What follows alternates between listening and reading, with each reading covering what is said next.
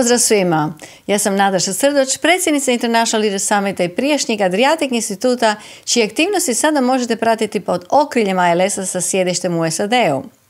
Hvala vam na porukama podrške i pozivam vas da nastavite dijeliti dokumente i informacije, te razotkrivati korupciju i nepotizam u Hrvatskoj, u cilju uspostava vladavine prava i zaštite vlasničkih prava u Hrvatskoj.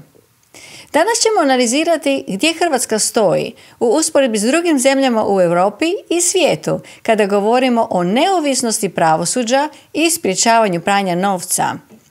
U izvješću o globalnoj konkurentnosti za 2019. godinu, koje je predstavio Svjetski gospodarski forum, neovisnost hrvatskog pravosuđa rangirana je na 126. mjestu od 141 zemlje.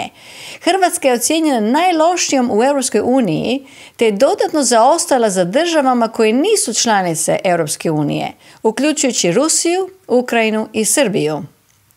U lipnju 2023. godine Europska komisija objavila je pregled stanja pravosuđa u zemljama Europske unije za 2023. godinu i otkrila da je Hrvatska pri dnu ljestvice po percipiranoj neovisnosti pravosuđa i učinkovitosti zaštite ulaganja. Iz ovog grafičkog prikaza proizlazi da je Hrvatska na najlošijem mjestu u Europskoj uniji, poznata po najvećem broju građana koji su ocijenili nezavisnost sudova i sudaca vrlo lošom, što znači da građani ne vjeruju hrvatskom pravosuđu i sucima.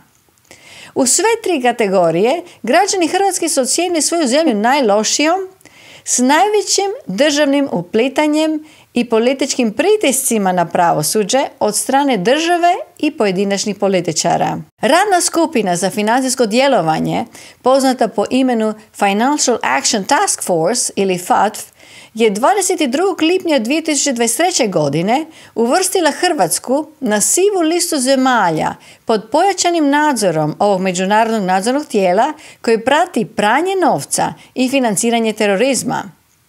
Time je Hrvatska postala jedina država članica Europske unije uvrštena na sivoj listi zemalja koji imaju nedostatke u sprječavanju pranja novca i financiranja terorizma.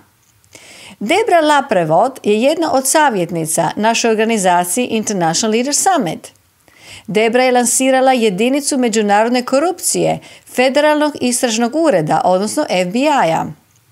I ona je rekla: uvrštavanje Hrvatske na sivu listu FATF-a trebao bi biti poticaj potreba za pojačanu kontrolu nezakonitih tokova novca i imovine koja teče u i kroz Hrvatsku.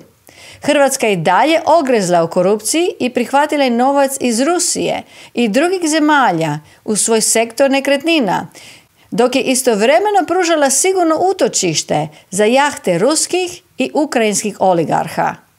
Vrijeme je da Hrvatska bude u fokusu istraga o povratu ukradene imovine na Balkanu. Vjerujem da ćemo zajedno uspjeti u kažnjavanju i suzbijanju korupcije te ostanka mladih ljudi u Hrvatskoj. Pozivam vas da podijelite ovaj video s vašim društvenim mrežama. Hvala vam. Vidimo se uskoro.